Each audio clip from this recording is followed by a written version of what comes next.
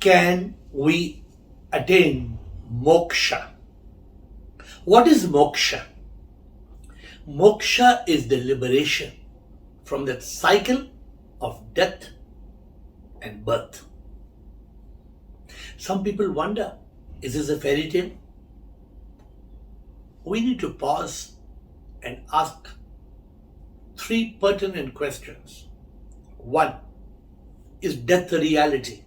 Will the body die? Two, will birth continue or will birth stop? And three, does the law of karma operate on earth?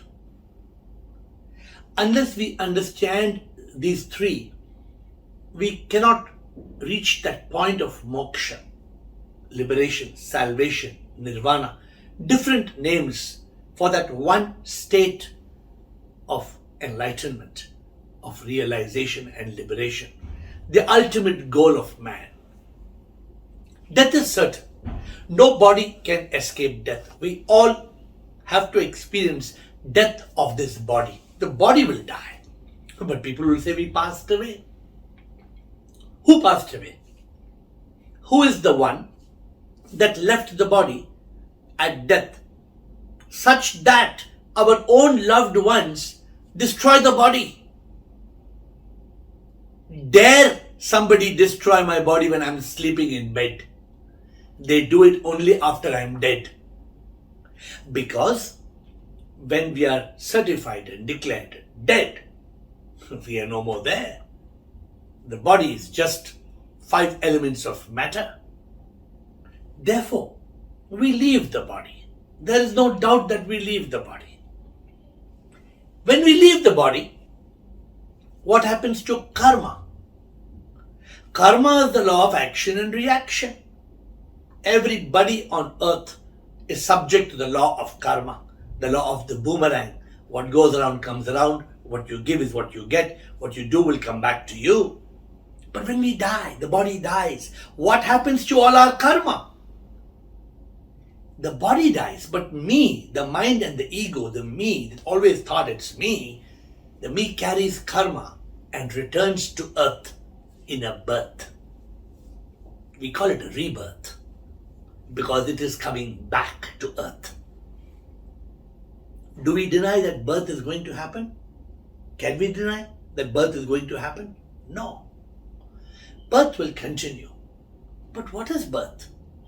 Did you decide how you came to earth? Did you decide your parents, your date of birth, your gender, your nationality? No! We don't decide birth. Who decides birth? Is there a God sitting somewhere in the heavens who's deciding the birth of 8 billion people? No. Every 100 years, people will die and new people are born. And the cycle is going on, century after century, generation after generation. Therefore, there is a connection between death, karma, and birth. Rebirth, the cycle of death and birth, rebirth, death, birth, rebirth, is a reality. And moksha, the question that we are facing today, is escaping from this cycle, liberation from this cycle, not coming back to earth in a rebirth. How is that possible? How can I escape from karma? Everybody has to do karma. So whether you do good karma or bad karma, you have to come back to earth to settle your karma. Then what is the secret? What is the way? How can I be liberated from the cycle? This is called Samsara, the cycle of birth and death and birth and death and birth. It's a cycle. How can we escape this cycle? The way to escape from the cycle of death and birth is to escape from karma.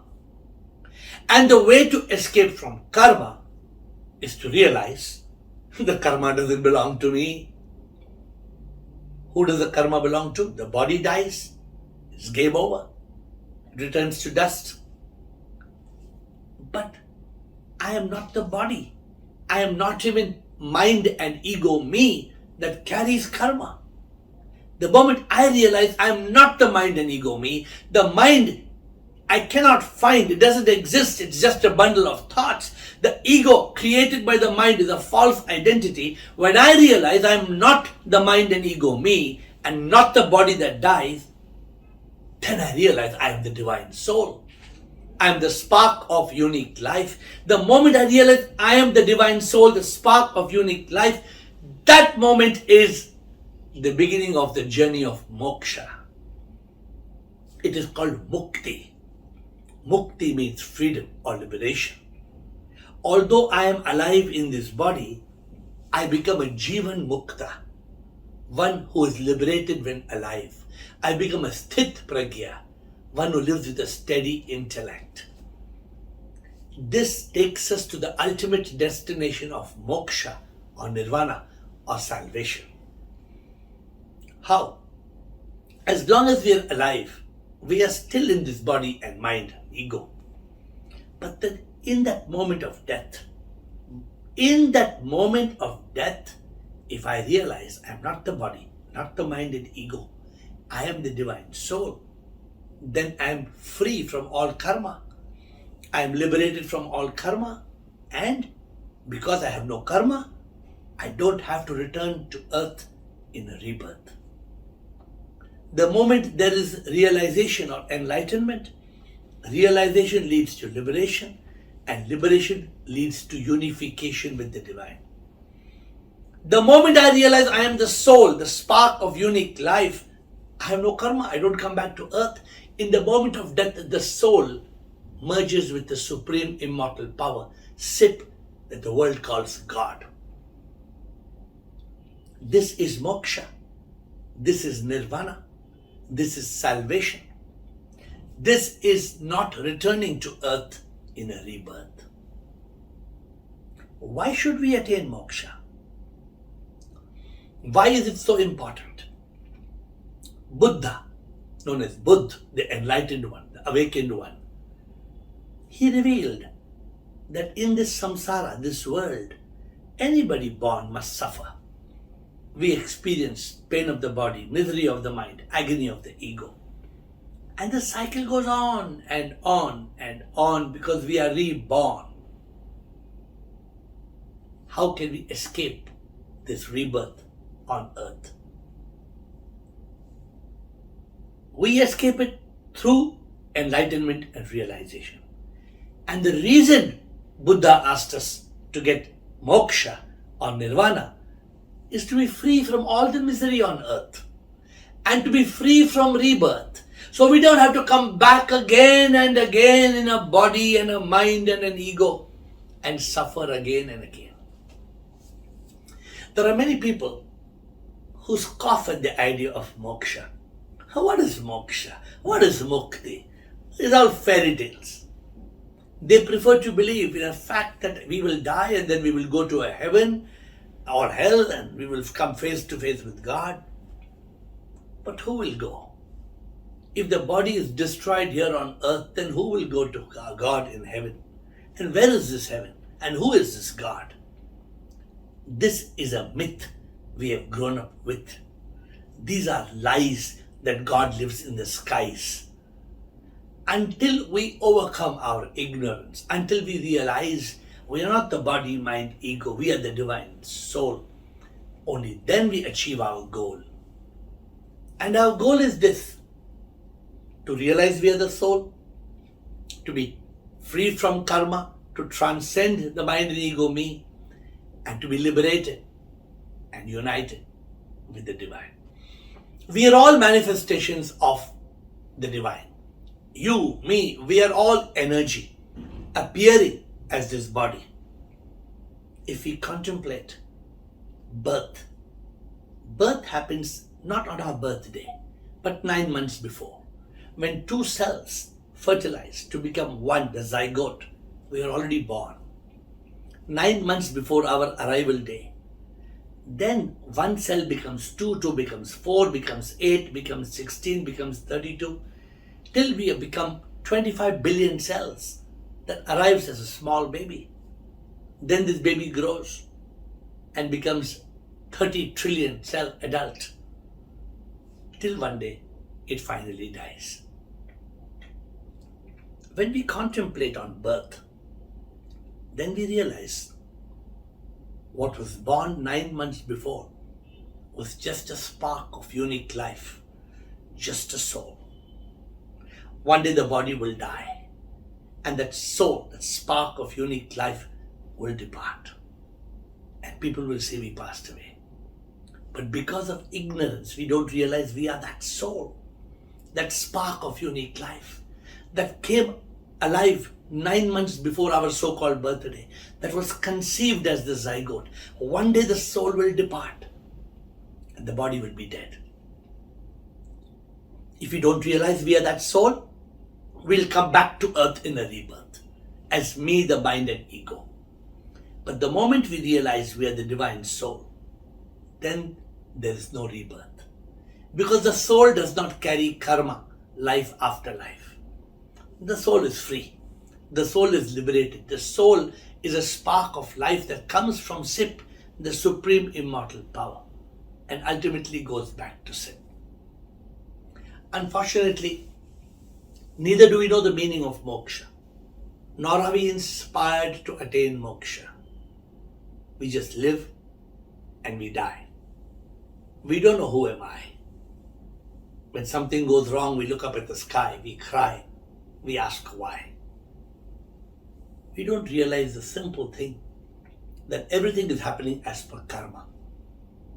There is no God above the clouds in the sky.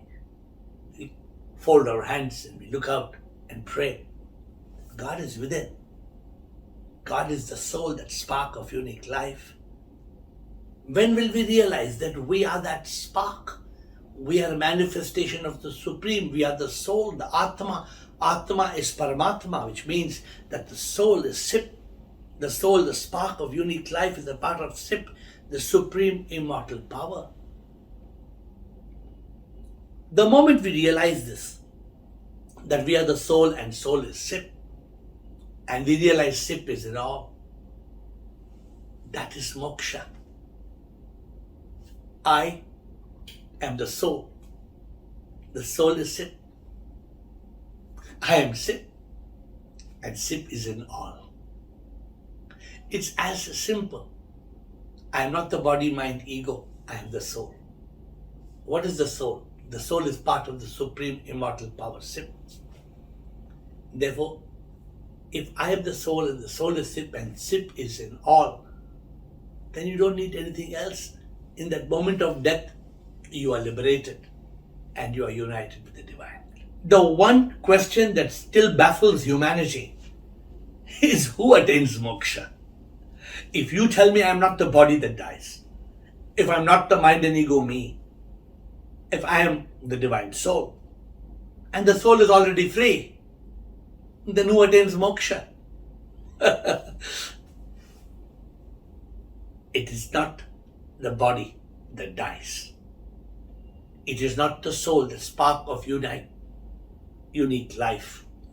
It is not the soul, the spark of unique life that is already free. The one who attains moksha is the mind and ego me. But the mind and ego me doesn't exist. It is just an illusion.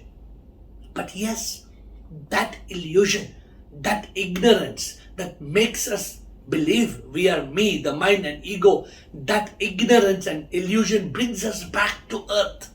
The moment we overcome the ignorance, the moment we overcome the illusion, the moment we realize we are not the body that will die, there is no mind and ego, we are the divine soul. In that moment of enlightenment, there is mukti and moksha. So don't be confused. You are not me. The me doesn't exist. The me or the mind and ego appears to be, but in reality, we are the divine soul.